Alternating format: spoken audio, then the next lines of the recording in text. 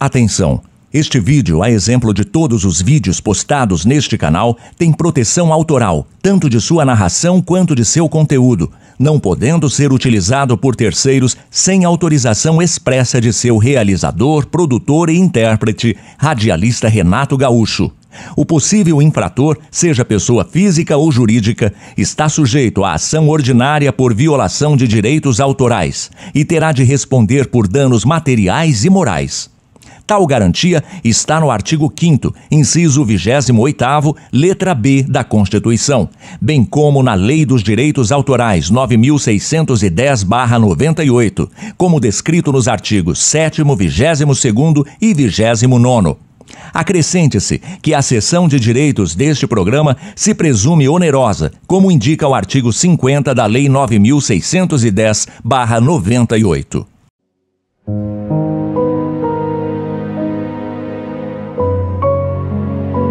Renato Gaúcho apresenta A Força do Amor.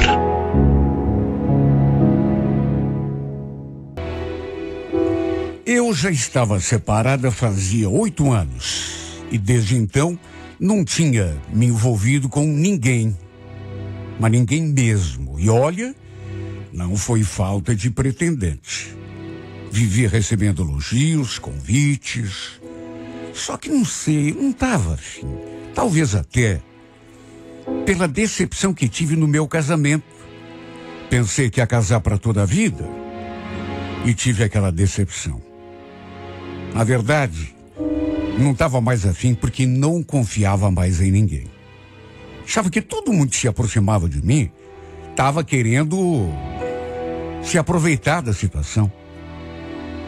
Eu tinha 2 filhas, a maior tinha 11 anos e a caçula só 8. E botei na cabeça que dali para diante ia viver apenas para elas. E olha, não estava ruim a minha vida, estava boa. Sabe, evidentemente que uma vida um tanto solitária, mas vida boa. Não podia reclamar de nada. Tem mulher que se separa, fica muito tempo sozinha e reclama ou se queixa da presença de uma, sei lá, de um homem na sua vida, até porque é aquela coisa, né? Quem se acostumou sendo casada, depois é difícil se acostumar solteira. Mas sabe, comigo não. Até porque eu sou daquela política, né? Se é para arranjar alguém para se estressar, sabe, para criar problema, eu preferia 1000 vezes continuar sozinho. E também pelo fato de ter 2 filhas em casa, né? Eu tinha medo, apesar da mãe morar ali com a gente. Aliás, era ela que me ajudava em tudo, principalmente a cuidar das minhas filhas. Eu costumava, aliás, nós, eu e ela, costumávamos frequentar a igreja todo final de semana. E foi ali naquela igreja que o destino colocou o Álvaro no meu caminho. Eu já o conhecia de vista, porque ele também era presença constante ali na igreja, principalmente final de semana. E aconteceu que, enfim, aos poucos, ele foi se aproximando de mim. Eu percebi, devagarinho, mas começou a se aproximar. A minha mãe era mais ativa nas ações da igreja, costumava participar de eventos, grupos de oração, e um dia, na saída do culto, o Álvaro se aproximou da gente, nos cumprimentou e depois foi embora, né? Trocou 4 ou 5 palavras ali com a gente e bem nessa hora, assim que ele se foi, minha mãe falou: esqueci de te contar, viu, Shirley, mas o Álvaro, esse rapaz aí que nos cumprimentou agora, ele veio conversar comigo esses dias e me encheu de perguntas sobre você. Sobre mim, mãe? Ué, o que ele quis saber? Tudo. Até se você era viúva ou separada. Quer saber uma coisa? Ele está interessado em você. Ah, para de falar bobagem, mãe. Não tô falando bobagem nenhuma. Tô velha, mas não tô morta. Sei muito bem interpretar quando o homem está interessado numa mulher. Aliás, você não acha que já está na hora de, sei lá, 8 anos separada? Conhecer outra pessoa. Esse rapaz, por exemplo, parece ser uma pessoa boa, pelo menos frequenta a igreja, né? Tô muito bem sozinha, mãe. Não fica inventando moda pro meu lado não, viu? Já não disse pra senhora que não quero mais saber de homem? Basta o que eu passei nas mãos do Cristiano. Esquece aquele encosto, meu filho. As pessoas não são iguais. Você tem que virar a página, né? Mas eu não tô seguindo com a minha vida bem? Então, só não quero saber de homem. Só isso. E de fato, eu estava firme naquele pensamento. Só que sabe como é, né? Pouco a pouco, o Álvaro foi chegando mais perto, demonstrando com mais clareza o seu interesse por mim. E eu confesso que aos poucos, sei lá, talvez até influenciada pelas palavras da minha mãe, fui gostando daquela aproximação. Ele realmente, nisso a minha mãe tinha razão, parecia ser uma boa pessoa. Morava também ali no bairro, só que numa parte assim, um pouco mais afastada.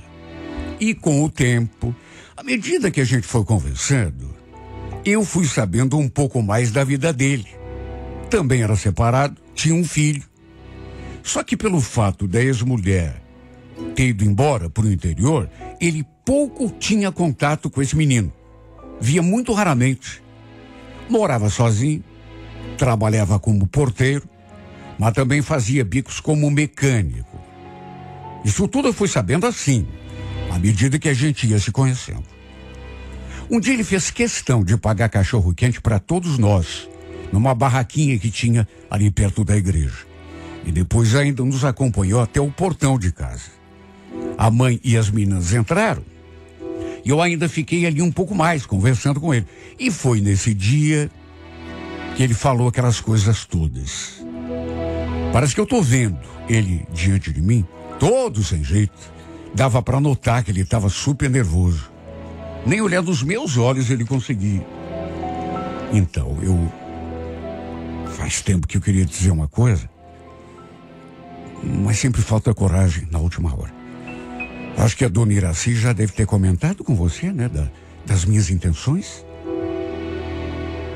Olha, que ela já tinha comentado é verdade. Mas sei lá por que eu me fiz de boba. Juro, não foi intencional, mas até porque acho que estava meio enferrujada nesses assuntos de paquera, né? Não. Ela não comentou nada comigo, não. Não? Ele ficou me olhando assim, com aquela cara de cachorro na canoa, todo desconcertado. E pensei que ela tivesse falado. Bom, é que eu tô gostando de você, Shirley. E tô pensando em coisa séria, viu? Queria saber de você se eu teria alguma chance. Bom, se ele estava encabulado, eu acho que estava mais do que ele. Mais do que encabulado, eu estava tensa. Mesmo assim falei: olha, Álvaro, já faz muito tempo que eu tô sozinha, sabe? E para ser bem sincera, eu não tô no clima, assim, sabe? Para me envolver com outro homem. Eu sei, tua mãe já me falou, mas eu não tenho pressa.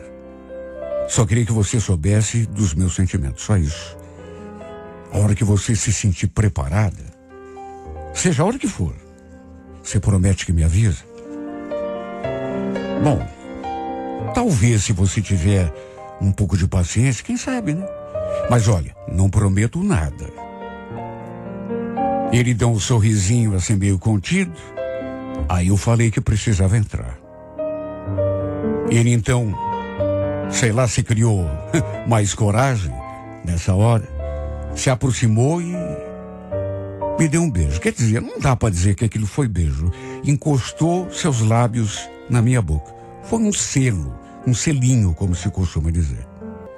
Mas eu levei até um susto com aquele gesto. Não estava esperando, né? Apesar de ter sido, sabe, um beijo que nem beijo foi, na verdade, mesmo assim, não nego que mexeu comigo. Tanto que fiquei ali com aquela cena na cabeça um monte de tempo, naquele selinho que ele tinha dado. E quando a gente voltou a se ver, no sábado seguinte, o clima já era outro. Sabe, sei lá o que me deu. Não estava afim. E o pior é que não estava mesmo. Não queria saber de homem na minha vida. A única experiência realmente importante que eu tinha tido com homem tinha sido um desastre, um fracasso. E eu vivi muito tempo, sabe? Com aquelas lembranças. Então não estava afim, mas sei lá o que aconteceu. Bastou vê-lo para o meu coração disparar. Senti que ele também ficou todo agitado. No final do culto, ele perguntou se podia nos acompanhar de novo até em casa. E dessa vez, para não ser indelicada, eu o convidei a entrar um pouco. Fiz um café pra gente e resumo. Foi nesse dia que finalmente trocamos o nosso primeiro beijo. Beijo de verdade. Quando ele se despediu, eu fui até o portão com ele e aí aconteceu. Bom, eu acho que posso dizer que foi a partir daquele instante que a gente começou a namorar, embora nem tenhamos conversado assim claramente sobre isso. No dia seguinte, um domingo, ele veio almoçar com a gente ali em casa, né? E depois disso, a gente não se separou mais. Eu já sabia que a sua família não era aqui de Curitiba. Todas moravam no interior. Todas as pessoas que tinham algum grau de parentesco com ele, tudo no interior. Aliás, a mesma cidade para onde a sua ex-mulher tinha voltado com o filho. E como ele morava sozinho, era ali em casa que a gente tinha intimidade, digamos assim. Por causa da minha mãe e das meninas, eu não me sentia, no entanto, a vontade de trazê-lo para dormir ali comigo. Olha, não sei se foi pelo fato de já estar sozinha há tanto tempo, mais de 8 anos, olha que é tempo, hein? Só sei que acabei me apegando a ele mais do que poderia imaginar. E ele me tratava tão bem que foi inevitável, né? Eu começar a gostar dele também exatamente do jeito que ele já gostava de mim. Em pouco tempo de relacionamento, eu já estava apegada demais a esse homem. Sei lá, eu acho que me deslumbrei um pouco com ele. Porque era tão diferente do meu ex-marido. Chegou num ponto que eu cheguei àquela conclusão. Olha, que sorte eu tive dele ter cruzado meu caminho. Eu, sinceramente, não achava que fosse conseguir me acertar com outro homem depois de tudo que tinha passado. Nunca imaginei que fosse me sentir tão bem ao lado de outra pessoa. Tempos depois, acabei encontrando uma conhecida da igreja no ônibus, quando estava voltando para casa do trabalho. E a gente veio o trajeto todo conversando. E como descíamos no mesmo ponto, até porque ela morava para baixo da rua de casa, a gente continuou conversando e pelas tantas, ela tocou no nome do Álvaro. Aliás, Shirley, eu queria te falar uma coisa, mas estava meio sem jeito. Me diga, o que você sabe da vida desse homem com quem eu te vejo na igreja e te vi esses dias na rua, inclusive? É Álvaro o nome dele, né? É sim, dona Inês, mas por quê? O que tem ele? Então, você sabe, né, que ele já teve até preso. Ele te contou isso? Olha, eu escutei aquilo e senti a pancada. Devo ter ficado pálida. Meu rosto ficou gelado. Parei, inclusive, de caminhar. Eu estava quase chegando em casa. Já teve preso? Como assim? E como que a senhora sabe disso? O pessoal comenta, né? O próprio pastor contou pra gente. Olha, eu tô te falando isso por causa das tuas filhas. A gente sabe o perigo que é colocar homem dentro de casa com filho pequeno. Ainda mais filha mulher. Olha, eu ainda estava meio tonta. Paralisei ali, sabe? A perna trêmula por conta daquela revelação. Quer dizer, não sabia ainda se era verdade, mas a troco de que ela ia mentir? O Álvaro já tinha sido preso. E sabe, eu nem me atentei àquele seu último comentário, mas logo eu entenderia por que é que ela tinha dito aquilo. Quando perguntei o motivo de ele ter sido preso, o que ele tinha feito de errado, olha, eu quase caí de costas. Aí mesmo que olha, me deu uma tontura, porque o que ela me falou foi uma coisa tão assustadora. Perguntei por que ele tinha sido preso e ela soltou a bomba. Parece que andou mexendo com uma sobrinha dele. A senhora tem certeza disso? Certeza mesmo. Não tenho, mas é o que o pessoal comenta. Mexeu, mas como assim? Mexeu, né, filha? Menina era pequena, não devia ter 10 anos ainda, e ele buliu com ela. Imagine, sobrinha dele, filha da irmã, pelo menos até onde eu fiquei sabendo. Até o pai da menina deu parte dele na polícia. Por isso que ele foi preso. Olha, aquilo me deixou arrasada. Mais do que arrasada, assustada. Apavorada. Eu que já estava tremendo, comecei a tremer mais ainda. Minha voz quase não saiu. A senhora tem certeza, dona Inês? Olha, certeza de ter visto, não tenho. Mas foi o próprio pastor Nildo que confirmou tudo pra gente. Pastor, você sabe, não ia mentir, né? E olha, não me entenda mal. Eu tô te contando isso, não é pra atrapalhar a tua vida não, viu, Shirley?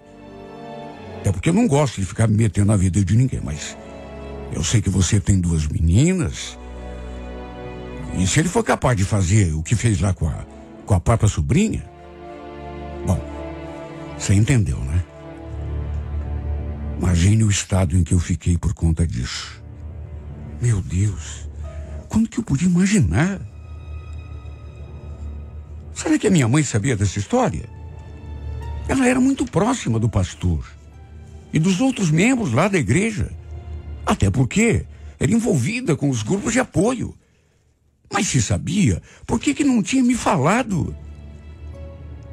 Cheguei em casa tremendo dos pés à cabeça. Conversei com ela. Só que a mãe, como eu já esperava, também ficou surpresa com a novidade. Falou que não sabia de nada. Pelo menos com ela, ninguém tinha comentado nada, nem o pastor. Além de surpresa, naturalmente, ficou também preocupada. O Álvaro sempre passava em casa para me ver, mesmo que fosse só um pouco. E naquele dia, quando vi diante de mim, não consegui me segurar.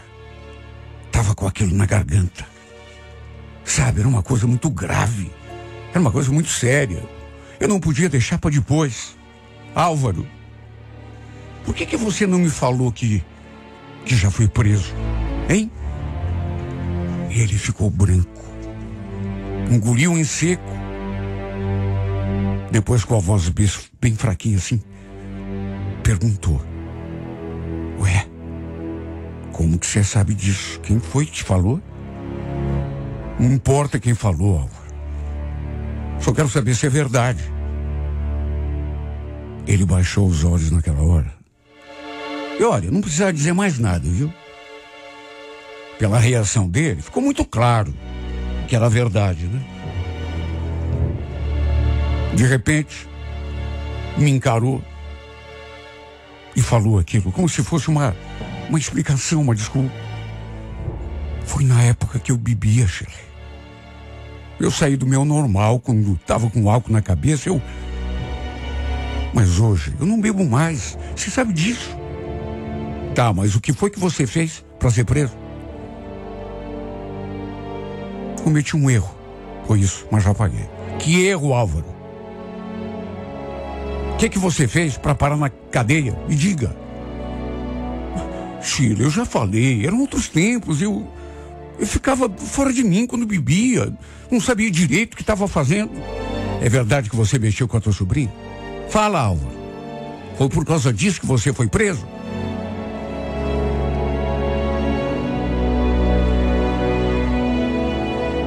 Ele só abaixou a cabeça de novo. E assim permaneceu, no mais completo silêncio. Convenhamos, não precisava dizer mais nada. Acabei com o nosso relacionamento naquele instante mesmo. Conversamos ali mesmo no portão. Não o deixei nem entrar em casa. Cheguei a dizer que ele não era o tipo de homem que eu esperava e que eu imaginava que fosse, né? Que de repente era para acabar mesmo porque não tinha mais condição. Ele repetiu 1000 vezes que eu não precisava ter medo dele. Ele jamais repetiria o erro cometido no passado. Culpou a bebida que o tinha feito cometer aquela loucura, porque ele nem sabia o que fazia quando bebia. E depois tem outra, fazia muitos anos que não colocava uma gota de álcool na boca.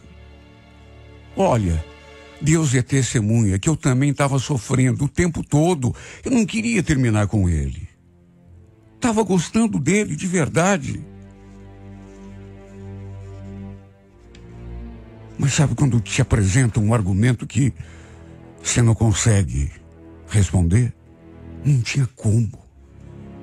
Não tinha como. Podia até estar cometendo uma injustiça por condená-lo daquele jeito, por uma coisa que ele já tinha cometido lá atrás. Já tinha pago. Só que não teve outro jeito. Eu comecei a pensar nas minhas filhas. Fiquei apavorada, pensando que algo de mal pudesse acontecer a elas. Eu jamais me perdoaria. Quem é mãe sabe do que eu estou falando. Mesmo se estivesse sendo injusta, o condenando agora por algo que ele tinha feito no passado,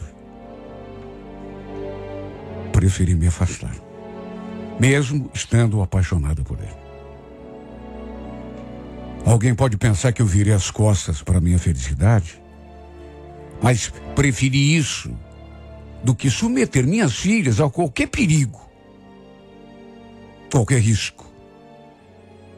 Nem o maior amor do mundo, pelo menos é o que eu penso, compensa um perigo desse, um risco que eu ia fazer as minhas filhas correrem. Me afastei. E quer saber? Sofri muito, continuo sofrendo, mas sei que fiz a coisa certa.